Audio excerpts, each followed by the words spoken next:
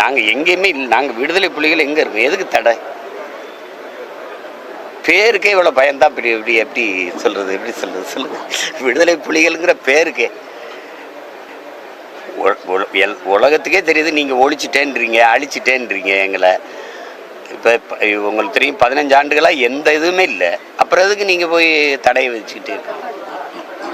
நாங்கள் வேகமாக வளர்ந்துருவோங்கிறது தான். தடையை நீக்கிட்டா என்ன ஆகும்னு நினைக்கிறீங்க? வேகமாக வளர்ந்துருவோம். இப்போ எங்கள் தலைவர் படத்தை போட விட மாட்டீங்க, பேரை சொல்ல விட மாட்டீங்க. உடனே ஒரு யூடியூப்பில் கம்ப்ளைண்ட் பண்ணி அடிச்சு விட்டு தடை பண்ணிடுவீங்க. அதானே செய்கிறீங்க. அப்போ அதுக்காக தான் இது தடையை நீட்டிச்சிட்டு போகிறது. சும்மா அது இந்தியாவில் தடை, நமக்கு இருக்கு. அதுக்கு நம்ம யாரு? நாங்கள் இந்தியாவுக்குள்ளே இருக்கோமா? நாங்கள் இந்தியரா?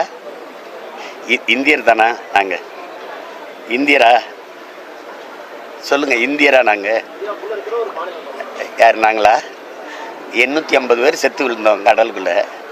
எங்களை என்னைக்காவது இந்திய மீனவன் செத்தான்னு சொன்னீங்களா? காவிரியில் தண்ணி வாங்கி தர துப்பு இல்லை. என்னை வந்து பேசிட்டு இருக்கிற நீ இந்தியன் போயிட்டு நகைச்சுவை பண்ணிட்டு இருக்க. ஆவேசமா பேசுறதை நிறுத்திக்கணும்னு சொல்லிட்டு கருணா கட்சியில் இருக்கக்கூடிய மாநில துணை அந்த தேசிய துணைத் தலைவர் வந்து ஜெபசரவணன் வந்து சில நாட்களுக்கு முன்பு செய்தியாளர்கள் சந்தித்து சொன்னாரு, இது தவறான அரசியல், தவறான பாதையில இளைஞர்களை கொண்டு போறதை சொல்லியிருக்காரு. இதை தவிர்த்து யாரு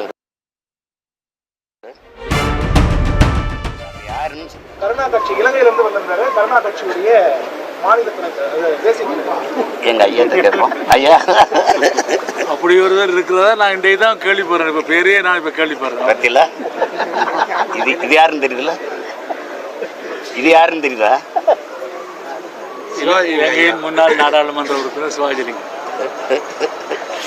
ஜெபசரவணன்றவர் இலங்கையை சேர்ந்தவர் இல்லைங்களா சார்?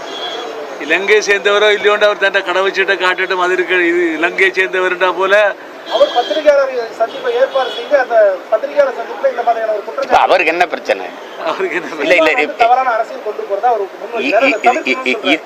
இதுல 31 லட்சம் பேர் எனக்கு ஓட்டு போட்டிருக்காங்களா? அவங்களுக்கு தெரியாதானே தவறா கொண்டு போறேன்னா சரியா கொண்டு போறேன்னான்ட்டு. நீ உங்களோட பதில் அவ்வளவுதான். கருணாவே இன்றைக்கு மக்கள் அங்கே கணக்கெடுக்க இல்லை. பூரா அவற்ற கட்சியில் இருக்கக்கூடிய இவரொருவர் அப்படி பேரே உண்மையில நான் இப்போ இன்றைக்கு தான் நீங்கள் சொன்னதை இப்படி ஒரு பேர் வழியை பற்றி கேள்விப்படுறேன்.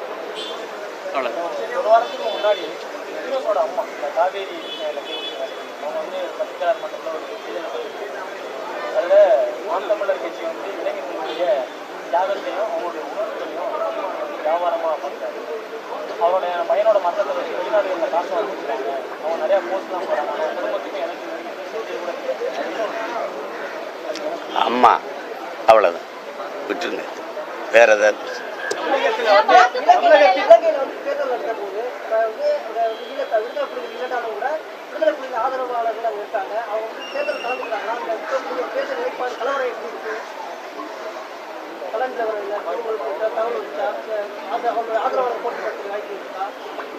இல்லை, போட்டி தொடர்ச்சியாக போட்டிக்கிட்டு தானே இருக்காங்க. இப்போ எங்கள் ஐயா இருக்காங்க, போட்டிடுறாங்க. எங்கள் ஆளுங்க போட்டிட்டு தானே இருக்காங்க. தமிழகத்தில் வந்து கல்வி வந்து காவி மயமாகல, கலைஞர் மயமாகுது ஒரு விமர்சனம். நீங்க எப்படி பாக்குறீங்க? 8ஆம் வகுப்பு 9ஆம் வகுப்பு 10ஆம் வகுப்பு போட்டியுமே வந்து பாடத்திட்ட வச்சு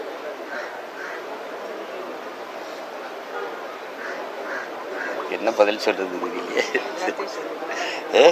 வாழ்க்கை வரலாறு எல்லாத்தையும் சொல்லுவாங்க. கலைஞர் மயமான, காவி மயமான, தமிழ் மயமான திராவிட அவங்க ஆட்சியில் அதை நிறுவ பார்ப்பாங்க. உங்களுக்கு புரியும்னு நினைக்கிறேன். நீங்கள் பல கோடி ரூபாயை போட்டு சமாதி கட்டுறது, பாடத்திட்டத்தில் கொண்டு வர்றது கொஞ்ச நாள் தான். அந்த பக்கங்களை கிழிச்சு தூர விசுறதுக்கு ரொம்ப நாள் ஆகுது. கொஞ்ச நாள் தான்.